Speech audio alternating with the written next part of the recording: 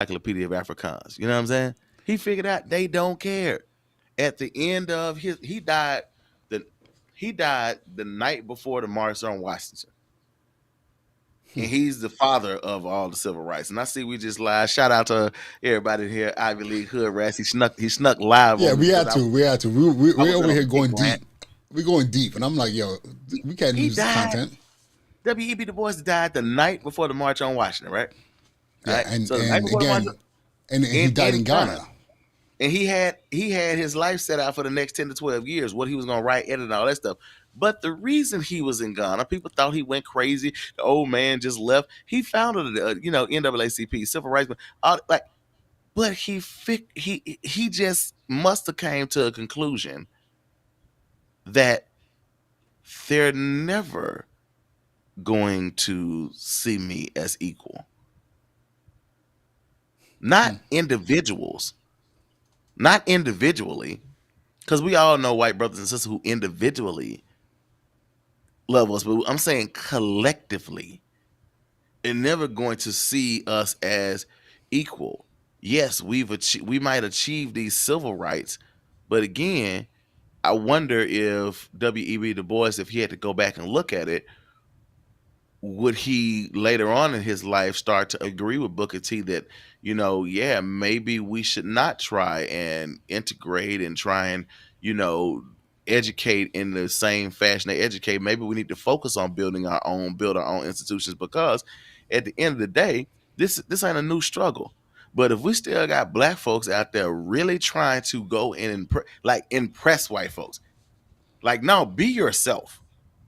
That should impress black people, white people, Asian people, that impress everyone. But be yourself. But like when when you are literally trying to impress and go into this black excellence politics, don't let me do anything to shame all of black people. Like, you're that important, right? And all this kicked off people with us just kind of doing a pre-conversation about Angel Reese's situation. I said, no, she need to let herself unapologetically be herself in every way possible, her whole black self, and enjoy her whole black self, right? Because at the end of the day, again, it doesn't matter what type of monkey suit you dress up in, how well your pinstripe suit, it can be tailor made, and you can have a new pair of bros that's custom made.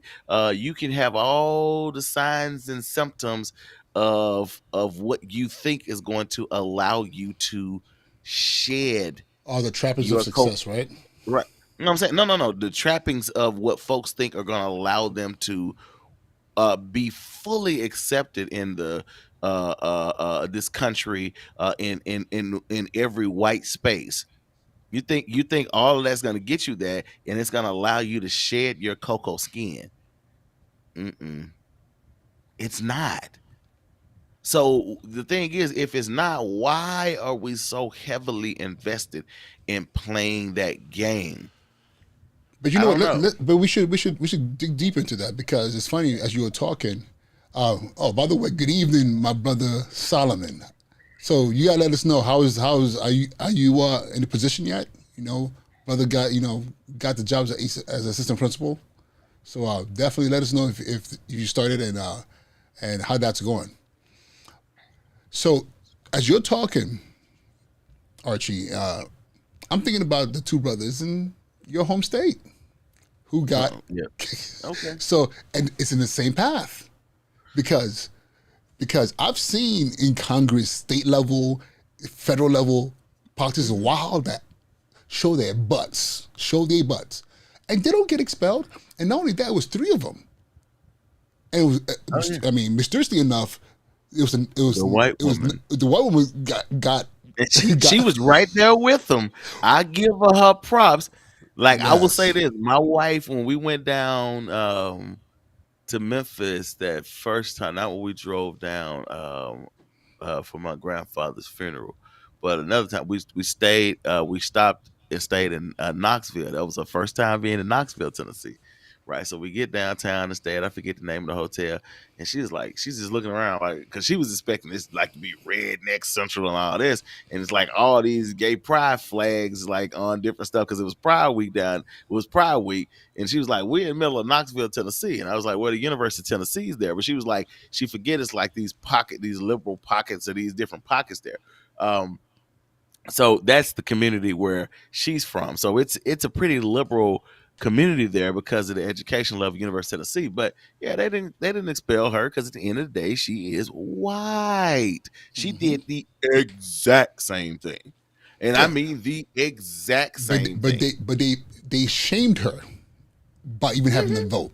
But it was clear they were not going to expel her. It's just like, but we're going to shame you and make sure you understand that we could easily treated you like these two nuns, you know.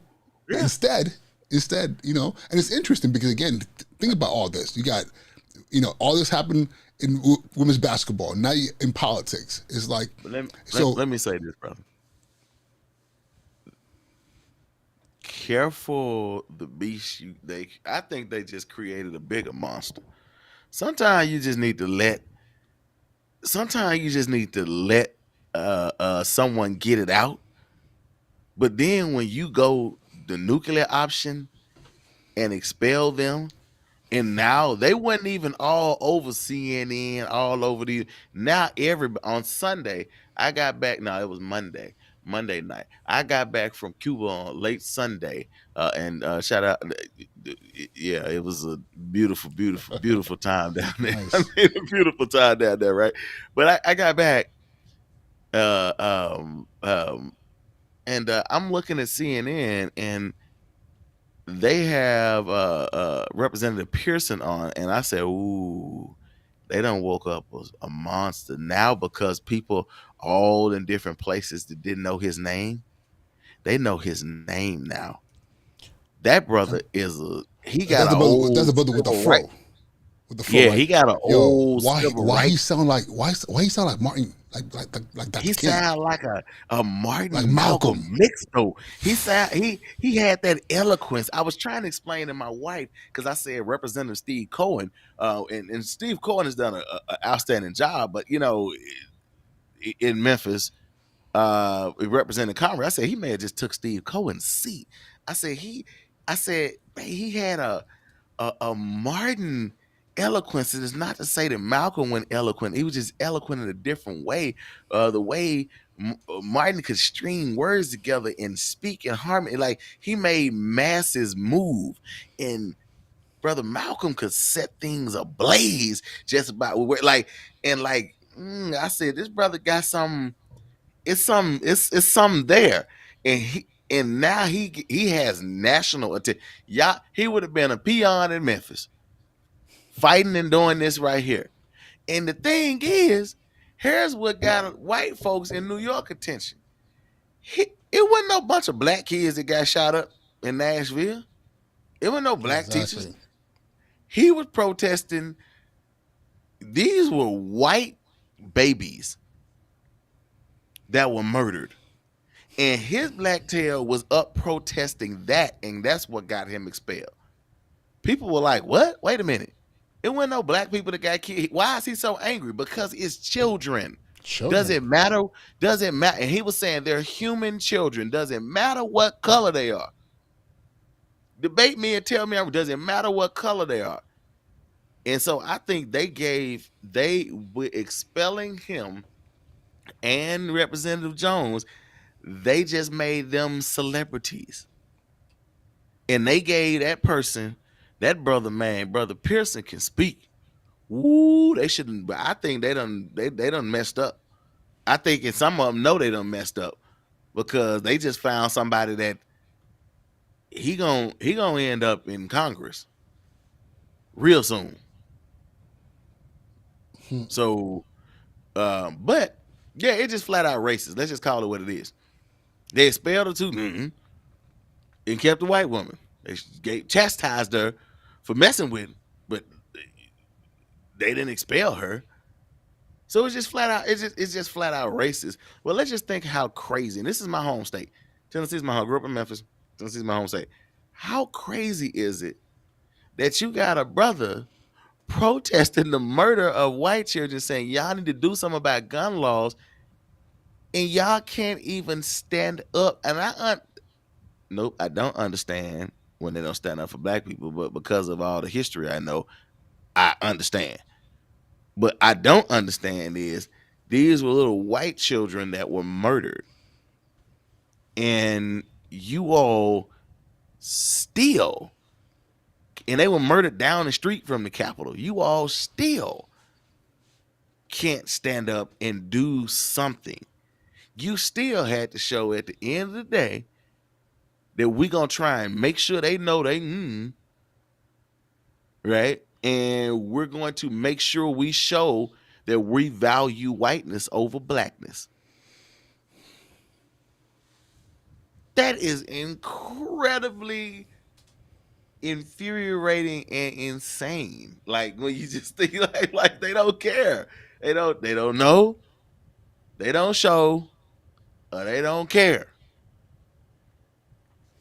Shout out Ice Cube, Boys in the Hood, all that. But what else can we name it? Like I think that's just simple. They don't know. Some folks don't know. Some folks don't show. And in this case, they just didn't care. Looking back to to a question I think that started but wasn't clarified. Because the same way Angel Reese had prominent black folk who were like, "Oh my God, she's embarrassing us." I also know that there are, the political elite who are probably also saying, who not probably saying the same thing about these about Pearson and Jones, because Pier, Pearson, I keep mixing them up. Pearson's the one with the fro, right?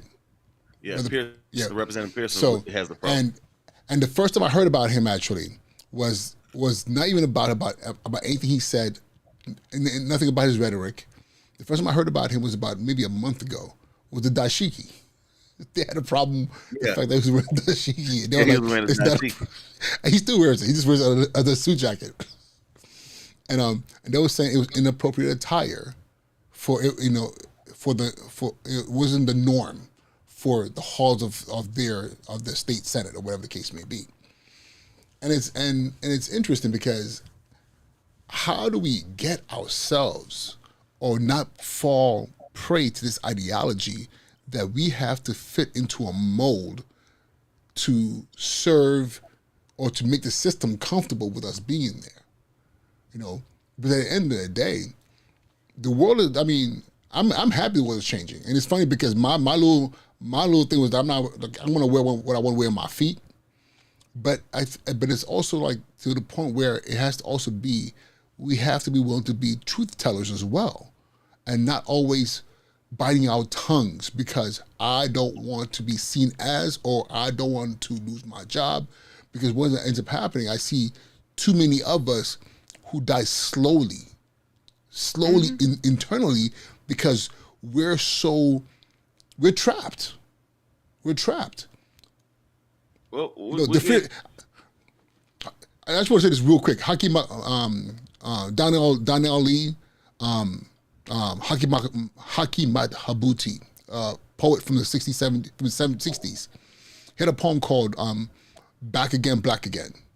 And it's that whole space of what we need, what we do to reach the highest levels, the haircut, the way we dress, and everything is to fit there. Then all of a sudden one day we realize with all the success we've lost ourselves. We can't even go back to the hood anymore. We can't even be in these spaces because now we're despising where we come from. And then the freedom in that poem, at the end of the poem, it's like he grows his hair out, he grows his fro out, he grows his beard out. No more suits, no more dress shoes, and then it ends back again, black again. And it's funny because I fear, and this last thing I want to say at this point, we are training our children in our schools to walk in that path. Because at the end of the day, we're telling them success looks like this. you know, and it's just a repetitive cycle. And how do we break that? That's a big question. Um, hmm. I Well, like asking the big I mean, questions. I mean, I in terms of how do we break that? All right, we'll swing back that way. But I think one is people like we have to stop being afraid of ourselves. We have to stop being incarcerated by capitalism. We so afraid that we're gonna lose a job that don't. Some of y'all job don't care nothing about y'all. Some of y'all jobs do, right? But we so afraid that we gonna make a misstep and we gonna lose this, or maybe I can't drive a Benz anymore. Oh, I may can't live in a neighborhood, this gated community with it. We're so afraid to lose something. Like we don't have the ashy knuckle brothers that will break a face anymore. We don't have. It's very difficult to find people that know that you might get tossed off of the Edmund Pettus Bridge, knowing that you might get bit by dogs and you out there, right? Yeah, We don't have folks that's willing to do the work and go to court, and make those like folks. Everybody want instantaneous stuff, and no, everybody want to be somebody without actually putting in the work. No one, no, everyone's afraid to find a hill to go up and down. You know what I'm saying? Like Brother King or like Brother X didn't know they was gonna go. Of course, they want to live a long life, like Brother W.E.B. Du Bois. But in his long life and wrote more than any, and this is where we kind of start. Again, he realized that they're not going to accept you. It doesn't matter if you are absolutely intellectually, and let's just go with it, like academia. He was intellectually superior to probably what would you say 99% of the people he encountered. yeah, Didn't matter. It didn't matter that race, and you still had people that thought they were better than him, and it's his right. He was proven better than them, right? So my thing is again, we want to try and teach our children, of course, how to navigate and how to survive. And of course, you have to be able to get along and figure things out. And again, we cannot teach them that every piece of themselves, every facet of their culture, of their being is wrong. Now, I'm not a sagger, but how do we make rocking jeans like a necklace cool? You know what I'm saying? You know what I'm saying? Like ain't nothing wrong with the drum beat that you hear. Even if you gotta pick a pencil up and go, we spend so much time telling them that everything about them is wrong, and you should try and dress like them. Hey, Will Smith was doing it wrong. The Fresh Prince was doing it wrong. Be like Carlton. Carlton's going to like we spend time like trying to teach them to be like be assimilate fully, and that's gonna get you the success you need, and that will work for a few of us. They ain't letting everybody in that house. Let's be real. facts. So for many people, you wasting a lot of time, but you're so afraid to step outside of a comfort zone. You're so afraid to lose something, or something's gonna be taken from you. Like Kanye West, people talked about him, but like he wouldn't like, okay, if you got to take something from me, take it from me. I've been broke before. I'm not even broke now. Okay, you took $2 billion that I couldn't even spend, right? $2 billion I'm saying, on paper. oh, I'm still on paper. I'm still worth 100 million, 400 million dollars, whatever, right? I'm saying, but like we're so afraid they're gonna take something from us. They're gonna handicap. They're gonna kneecap you. Oh, look what they did to Kanye. Look what they did. Some of y'all even afraid to even say anything about it because you afraid somebody gonna take something from you. Like again, it's fear and pain. But it's also this thing of like, I don't know, maybe interesting enough. When I was in Cuba, that island is what 65% black. Seemed like when I was down there. I don't know what everything, but everybody looked like me. Well, not like me because I'm a little fat, but Stupid. nobody was trying to like be somebody else. Like, you know what I'm saying? Like, we see somebody on Hollywood made up a TV, or which we're trying too hard to fit into white Anglo-Saxon Protestant old East Coast culture, as if they were ever gonna let you in the Mayflower Club.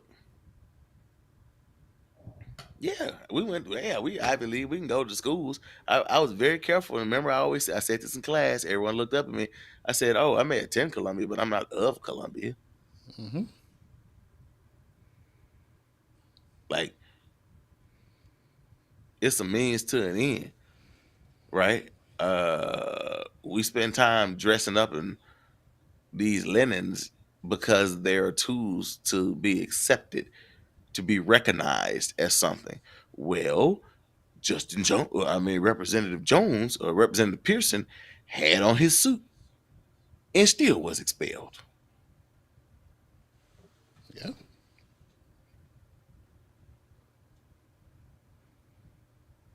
If the job is killing you anyway, what you so worried about it for? Go find another one. Start your business, right? Uh, it may add 10 years to your life.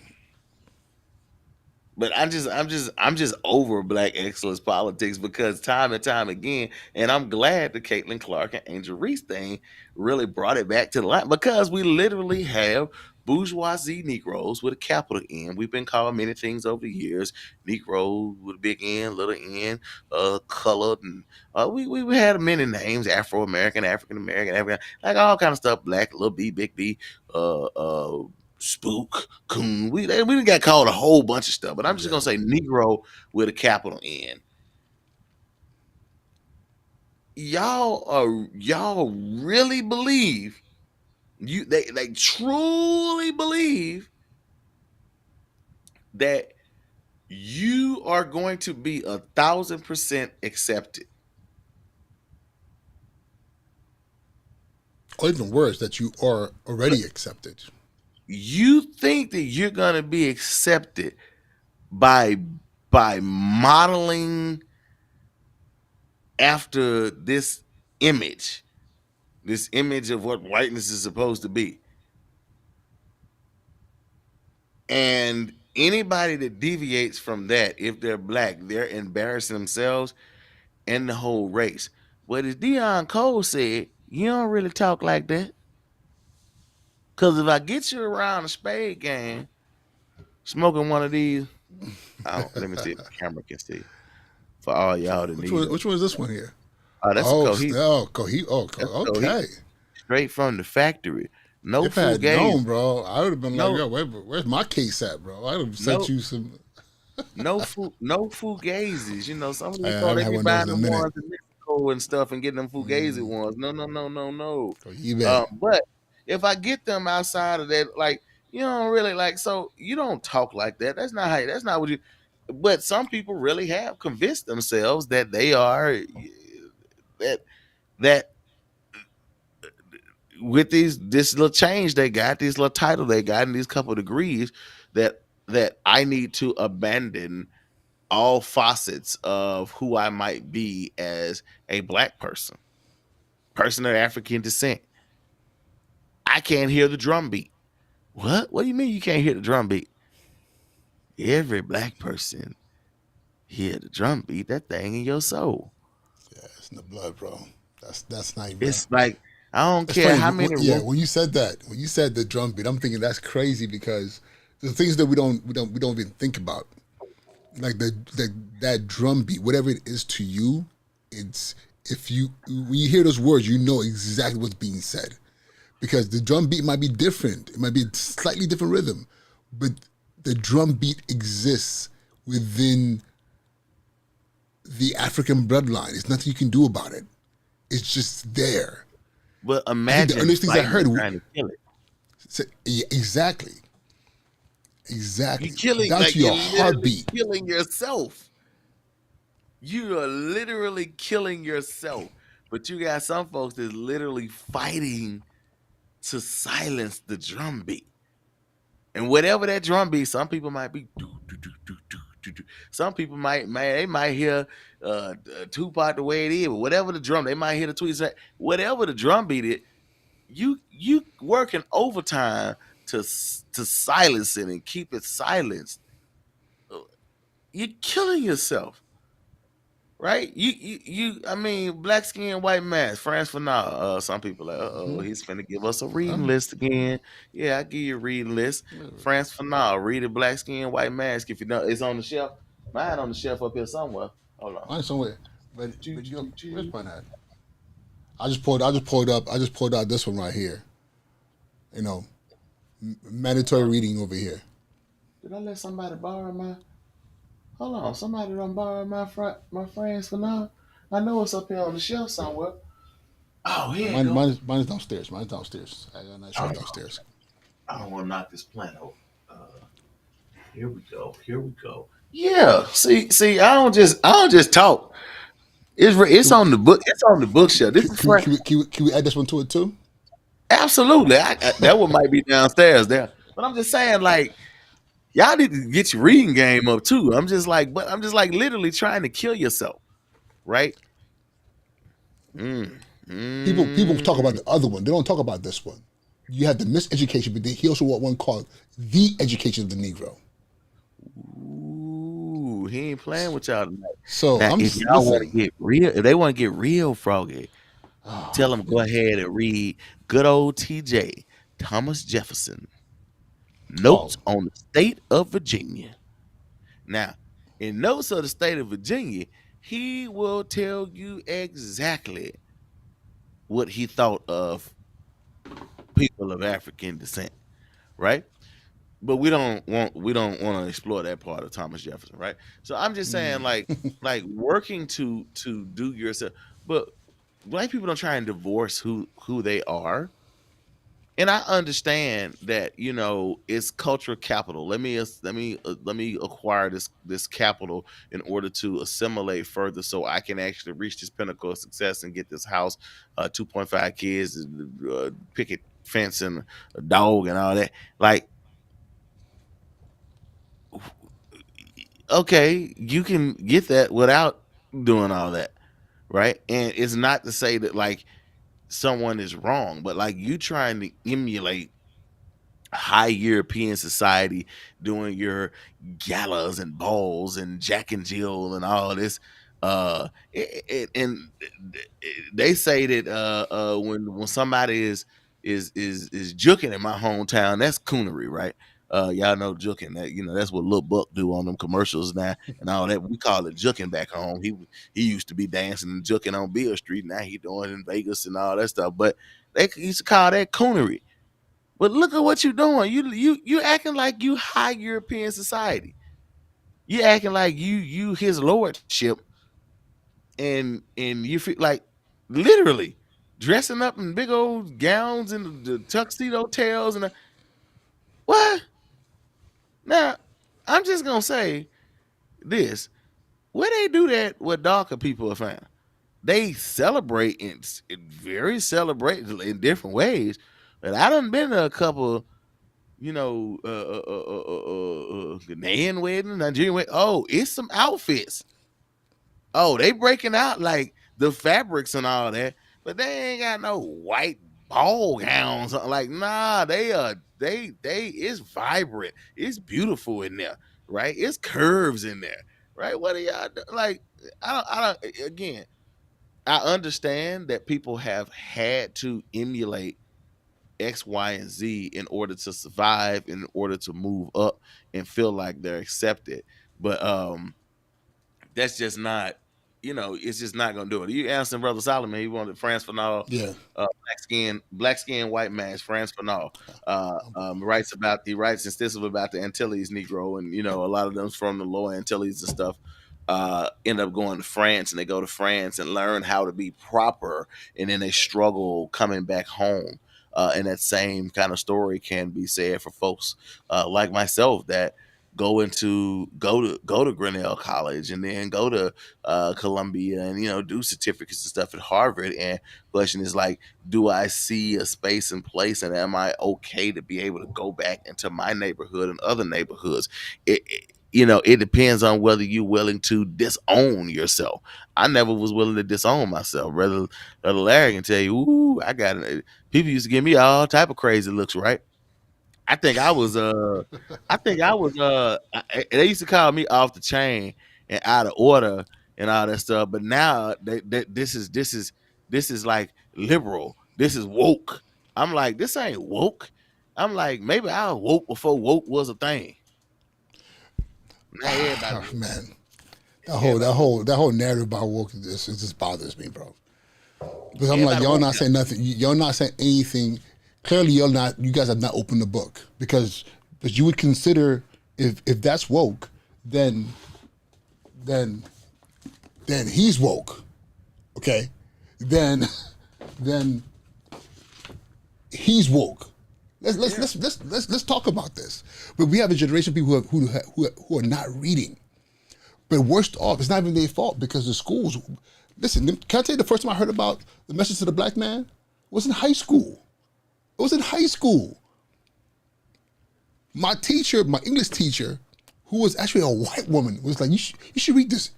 I think you would really like this book." Was that woke? Was that woke? You know.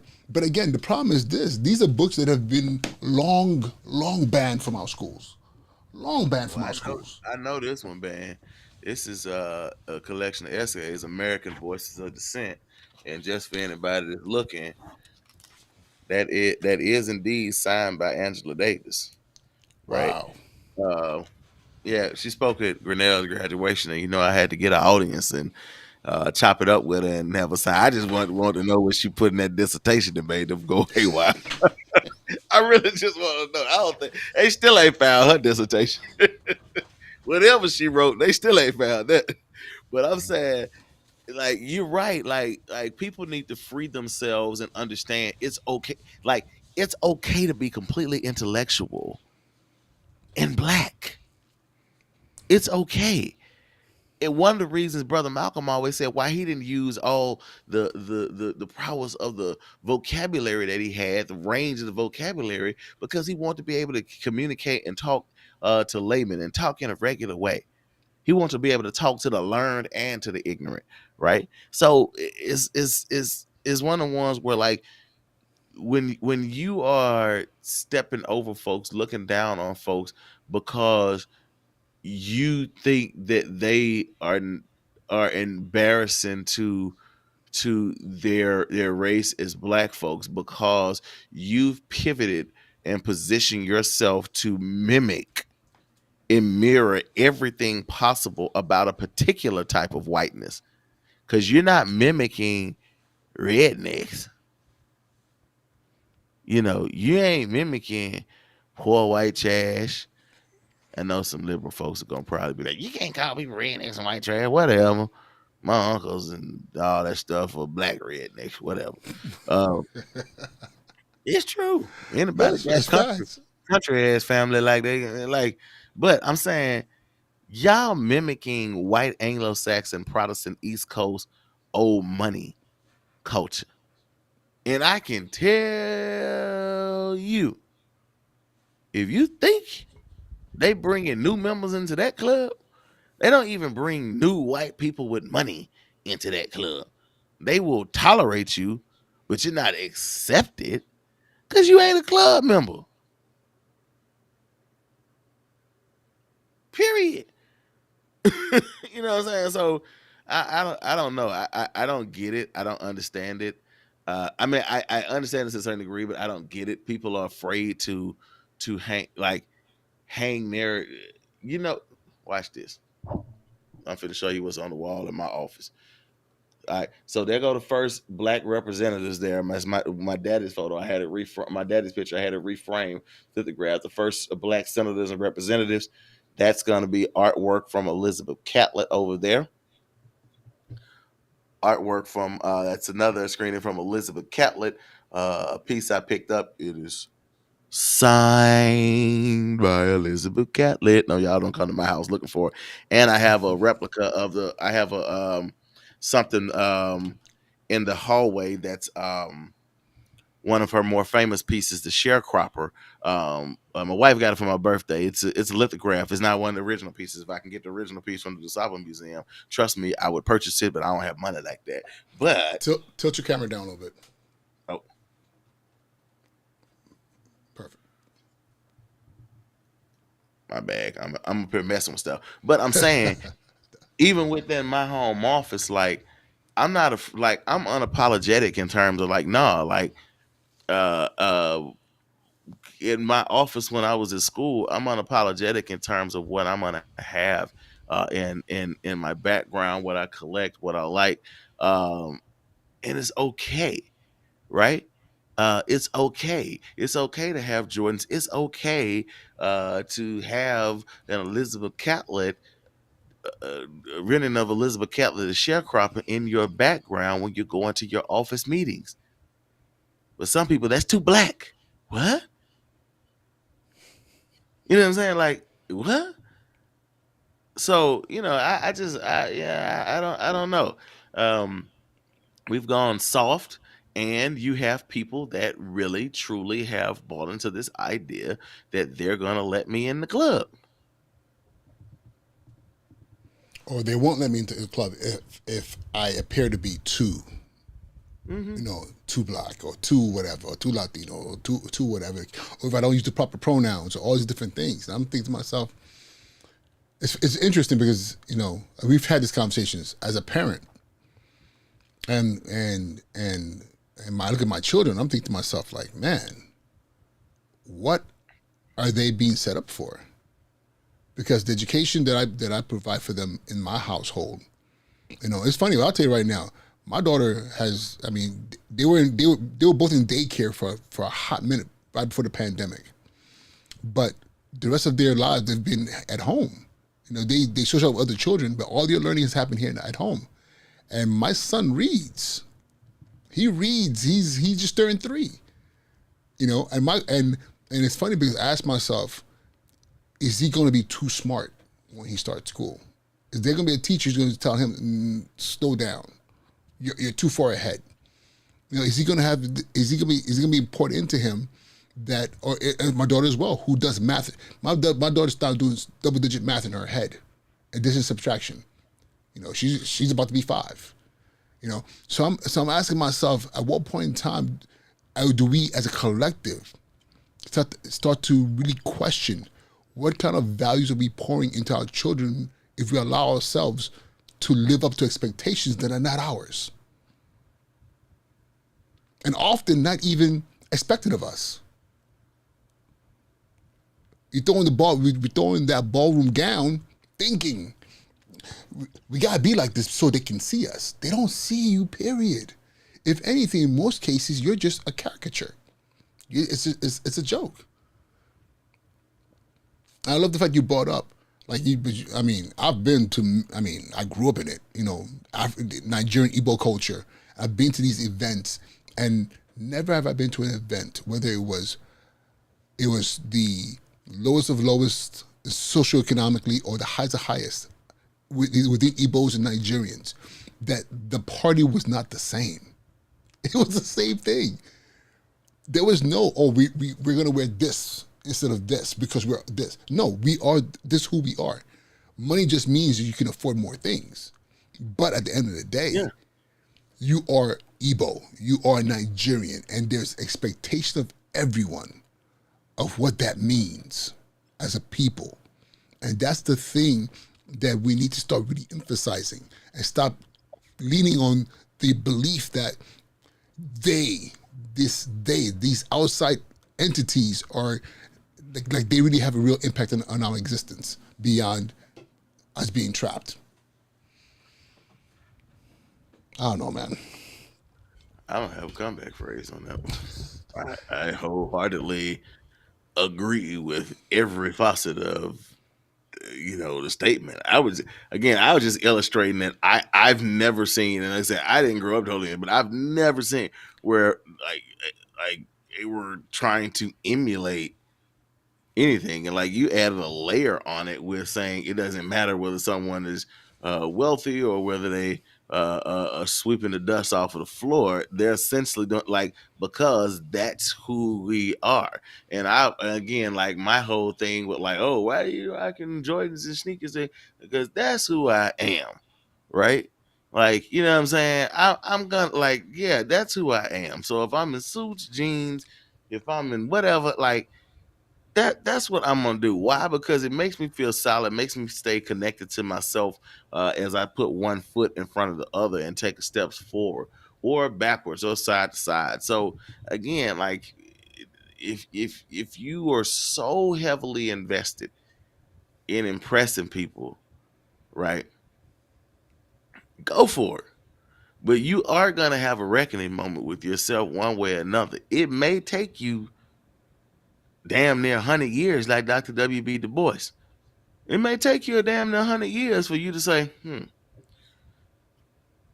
I've been doing this for a while, and yeah, I need to try something different. You know what? Let's talk about Du Bois a little bit more because I always found it interesting. Because I'll be honest with you, Don't get I me had in trouble. forgotten.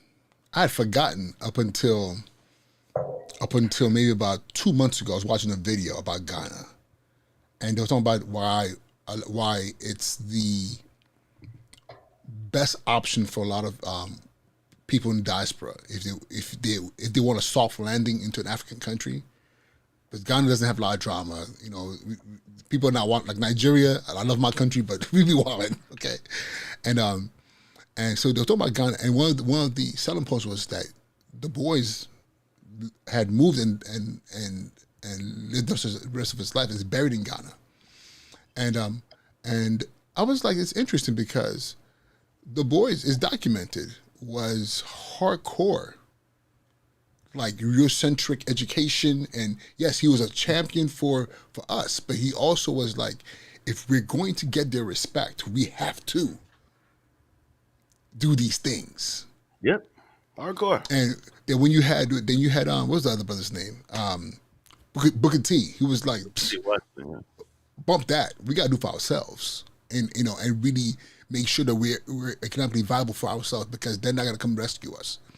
But the jump from being who he was as the boys to going to Africa, where yes, in Africa we, and I'm comfortable saying this because I grew up seeing people who are very well educated, very well spoken, who can rock the attire and move in that space. But for them, it was a costume. It was for them. It was a costume. It was not them because their freer self was the traditional. Like you go to Nigeria, you can go to a bank and somebody at the bank teller is rocking traditional Nigerian attire.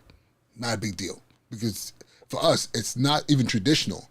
This is what we wear. This is who we are.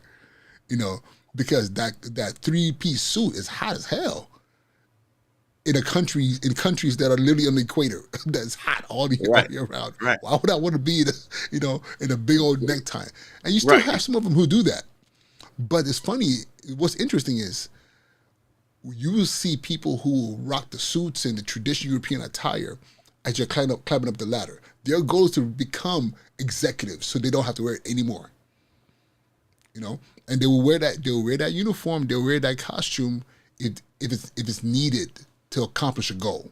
But they'll be quick to put back on their kaftans or their babariga or whatever else their tradis we call traditionals. They'll be I mean, quick to I put that did. back on. I mean, Yeah. I did. I played that monkey suit game. I think.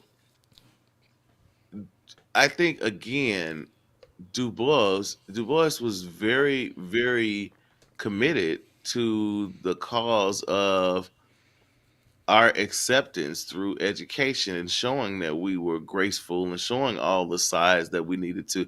I think he's very committed to that for most of his life. And I think that towards the end of his life, I think he honestly realized that they are never going to change.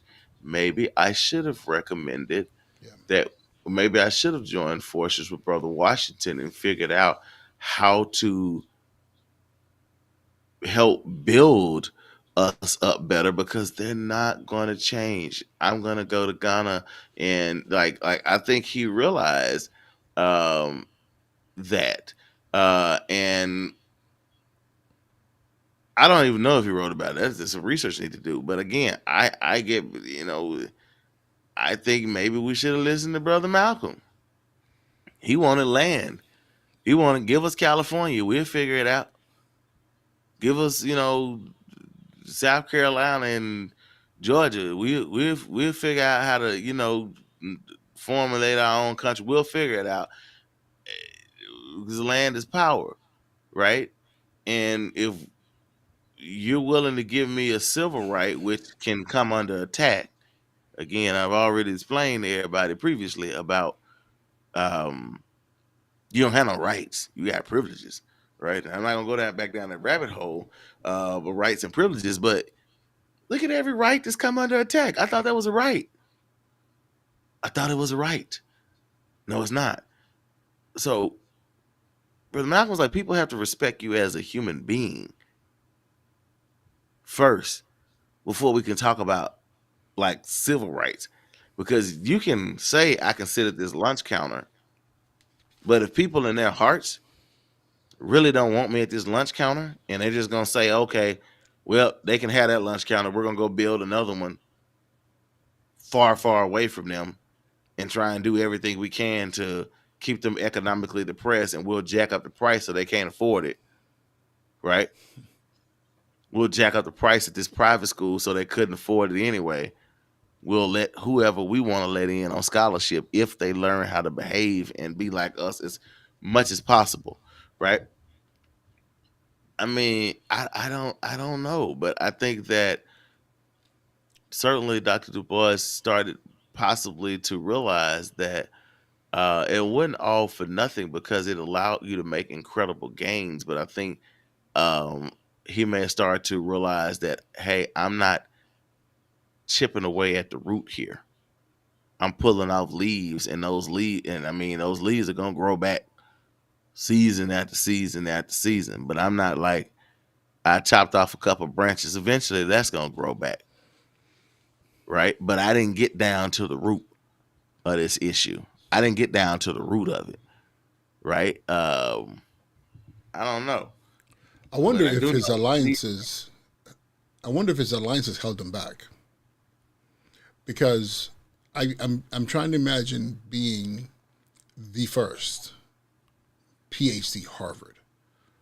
Then all of a sudden, you're ideally should be part of a fraternity of these excellent minds from Harvard. So his having these people who are his colleagues who are in his ear saying this is the what you need to do to get this for your people, and there was a lot of good work done, but at some point in time he became obsolete, and I and mean, all of, I mean, I think to not to, maybe not necessarily not to us, but to those benefactors, those people who had him. Me, I mean, listen, those who are listening, don't be mad about me saying this, but I think to a certain level, when you're in that position, you get gaslit, you know, and no matter how much you're doing one end, you have those powers behind who see what you're able to do, and they know this man right here. If we let him go, like if we let him go, and we don't keep distracting him, and he unifies with the Booker T. Washington, we're in trouble. If we allow a Malcolm and a King, to finally connect with a Malcolm and say, okay, let's tag team and do this together, we're gonna be in trouble. So it's funny how you always have these opposing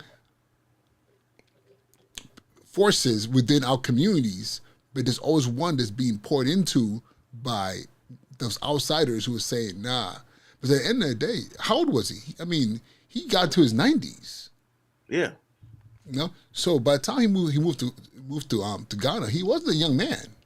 It No, wasn't like no, he no, was in no. the 70s. You know, he was well in his 80s, right? Or Yeah, yeah. was He he? was. I think it was in his 80s. Like he was an older man. But I think those alliances certainly could be influential. But I do believe that in the years he probably believed in what he was classing is that we're in America, like it or not, and like let's try and enrich our minds through this education and try and utilize these educational tools to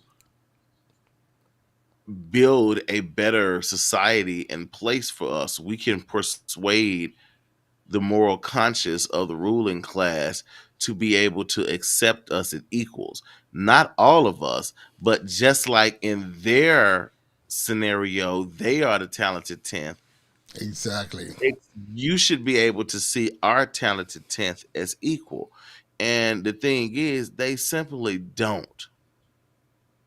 They absolutely don't. The sea captain that first came to try and speak to Shaka Zulu, you were talking to him as if he was your equal. He was Exactly. not. He's a king. You're a captain. You're not his but that's the arrogance. That's the non like you're talking to him as if like he's several stations below like. And so I think that, that was a failed assumption. It was worth a shot. It was worth an attempt. And that's what Du Bois was going for, because if they could accept us, and then we could build some type of harmony. But I think that, again, um, it is in the interest of ruling class whites to keep poor middle class and upper middle class whites in line in thinking that black people, brown people, Asian people, gay people, transgender people, and everything, thinking that they're ruining their lives. They're taking some from me. They're attacking my gift of whiteness. Like Haney Lopez, that's another good book. Haney Lopez has a great book, White by Law, where he maps out the legal construction of whiteness, court case by court case, because people used to be Englishmen, Frenchmen, and all that. And he starts to map out how all these groups got folded in. Now we got this thing called white, because it started out you were Frenchman, you were Englishman. The early Germans were Hessians. They called the early Jewish people Hebrews, right? But this whole consolidation of white in the legal system, taking on the race of the mother, the Virginia law, and it's just a series of court cases. But white by Mm. law is a good way for people to understand the legal construction of white, right? Not necessarily the social construction, but the legal construction of white. So poor white folks got this white privilege that they got, and they might not have a pot to piss in. I know you done ran up beside. They might not have a pot to piss in. If you blow on their trailer, hope everybody got there too hard, it'll crash over. But yet they truly believe that they are superior to you. You got a degree from some of the best schools in the country, in the world. Beautiful wife, kids, live in really great area, drive this, and but literally they don't have a pot to piss in. They truly believe they're better than you, because again, it is in the best interest of ruling class whites to ensure that poor whites stay in line. That's who puts them in power. They vote for them, right? But they try and convince them that, black people are your enemy. What? And see, that's what got Fred Hampton killed, because he was starting to make ground on convincing poor white people, hey, poor black people are not your enemy. We're not the reason you're poor. We're poor too. How could we ensure that you're poor? You might want to start looking around you and looking at old boss man up there. Like, let's be real. So I think that it was worth the shot what Du Bois was trying to accomplish. I just think that, in the like hindsight is always 2020. In hindsight, um, it just didn't work. It didn't work. Again, Ben Carson, and I know, being in the Trump administration, that's kind of. I met the dude. He is brilliant. There's no denying that.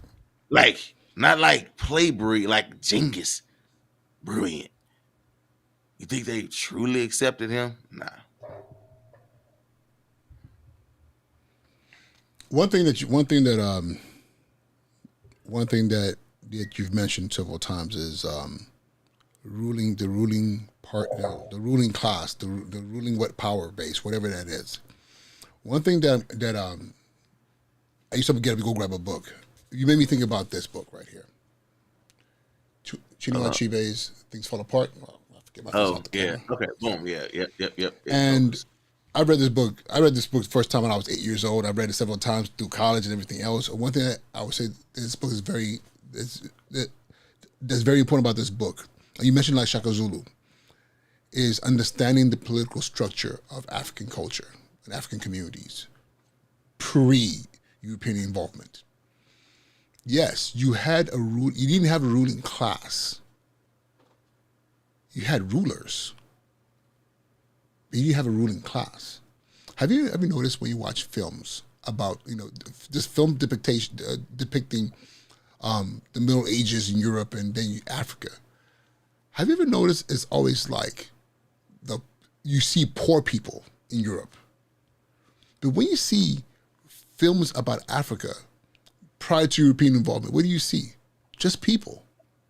Mm-hmm. You might be living in the village in the huts and everything, but you didn't see poor people. And I thought that something's interesting because in this book, this is pre-arrival of Europeans. And what you see in and this is about the Igbos. You had Okonkwo, who's the main character, who elevated to a level. His father wasn't rich. His father was a poor, wasn't a rich man, wealth-wise. Like, he didn't have a lot of things. But Okonkwo, the main character, elevated because he was a great wrestler. So that village would compete against other villages, and he brought honor to his community, and the community rewarded him with more land. And we're like, bro, you're making us look good, so we're gonna keep taking care of you. But again, no one was starving. Everybody ate. Yes, you might be rewarded for your skill set and what honor you brought to the community, but everybody did well. Mansa Musa was a slave who became king and became the richest man who ever lived. What's interesting is we are teaching we're being taught and we're telling our children that they have to fight to join a class level. And we've abandoned the fact that, like the Black Wall Street, that mentality of we do for ourselves, we take care of each other, we all eat. Yes, some people might have more because they have a particular skill set, but no one suffers. And that's the thing, no one suffers. In this system where it's like this ruling party, yeah, we have to keep you poor. And we have to make you, not only are you poor, you have to feel that you're poor. It has to make you angry that we're going to tell you who you blame for your being poor. Mm-hmm. And you have poor white people being like, we're poor because of y'all. If y'all weren't here, we wouldn't be poor. Not understanding, you would still be poor. If it wasn't us, it'd be somebody else. If it isn't another human being, you probably just blame the raccoons or blame the dogs. You're gonna blame somebody, And that thing, I think that's something that's very, very important. Being able to revisit and understand who we are as Africans, because our culture, don't get it twisted. Even Shaka Zulu, yeah, he was a king. He was he was more gangster than Leonidas in the 300, way more gangster than that. But guess what? At the end of the day, it was about protecting his people. but everybody ate. Everybody ate. Yeah. So we got 2 minutes left Where of you two want to more go in minutes these of therapy. Huh? What you say? where you want to go in these last 2 minutes, man? Um, I thought I saw a comment that was somebody advertising. Um,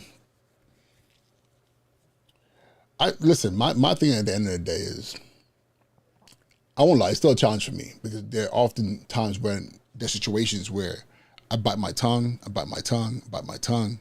What ends up happening is I know I should have said something early on. Then when I finally say something, I blow the fuck up, and it's like, yo, he crazy, you know. But the thing is, you know, but the thing is, being trained to be civil, to be a representative of the talented tenth. The talented tenth was a very important thing in my education here in America because the first time I heard about the talented tenth was when I was in high school as well. I had teachers saying that you guys are going to be our talented tenth, and even think about it, the top 10%, especially in black high schools, is a very important thing. The top I, 10 is a very important thing in black and brown schools. and see, I go a bit of a different direction because I've always gotten in trouble, metaphorically speaking, in every school and every institution, whether church, because I always just try to tell it like a TI is, and people, I mean, they would literally, oh, I can't hang with him. He'll say anything. No, I won't say anything. I'm just saying, name something I said that's a lie. Name a falsehood, because where we from is Project Pat say, real don't speak what they don't know. They keep their mouth shut and like they don't know. Yeah, I just quoted Project Pat too, and gave y'all friends for now tonight. God, y'all, but y'all, we need 1 million listeners. I gave them Project Pat and friends for now, but I'm saying s- the fear is all misplaced because you're never going to be fully accepted, not as your whole black self. You have to wrap yourself in this suit and whitewash yourself some to gain some measures of acceptance. So the fear, what like free yourself.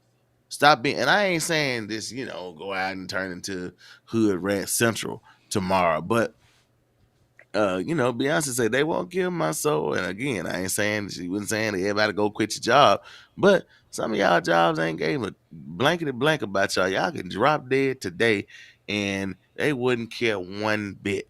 So what are you so afraid of? You been broke before. Ain't gonna go back to being broke, but you do need to stop choking yourself. That's the reason some of y'all can't stop the alcohol, can't stop the drugs, can't stop sleeping with every chick you see, every dude you see. That's a demon. It's called incubus. Incubus. That's the male demon, right? And Yeah. succubus is uh Succubus is a woman. female. Some of y'all Yeah. sleeping with succubus and don't know it. Some of y'all at work with Hazazel every day and don't know it. Beelzebub is chilling y'all in the front office. Solomon said, Brother Solomon said, Mister Don't Play. That is in my it's yes, I still have a car where you could put a CD into it. I got one of the last ones in See, 2015. these are y'all Southern boys, but he's out in Georgia. Okay, see, yeah, my wife rolling 2023. I'm rolling 2015, but I can still put a CD into it. And what is in there right now? Project Pat, Mister Don't Play. Because if you want to know about the hood from start to finish, it don't matter what situation. Listen to Mr. Don't Play. That is a American class. It's just as classic as Lauryn Hill's The Miseducation. It's just as classic as Marvin Gaye, What's Going On. It's as classic as, watch this, I'm gonna mess them up with this. Hoochie Coochie Man. Muddy Water, Hoochie Coochie Man. If you ain't listened to that whole album, I don't know what's good. Yeah, I listen to everything. People like, they come in my office, they like, you listening to Alan Jackson? I say it's good music is good music. But I'm just saying, like, stop being afraid to be your whole self. Like, okay, somebody's gonna be upset with you. They were gonna be upset with you anyway. Oh, you're not black enough here. Hey, you weren't black enough anyway. Oh, you too black. Yeah, yeah, I guess I am. Right? You off the chain. No, I'm not. I'm just saying what you terrified to say. Why? What's gonna happen? Ooh, I'm gonna get some looks. Okay, I won't get a job over there. They probably want to hire me anyway. And I'm probably gonna be miserable, extra stressed out. Right?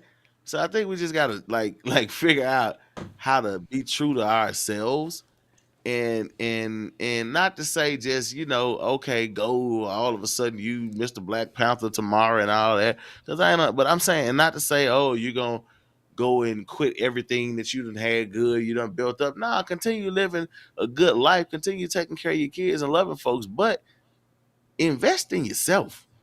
Educate yourself. And know that you are, if you are black or white or brown, or that's what you are.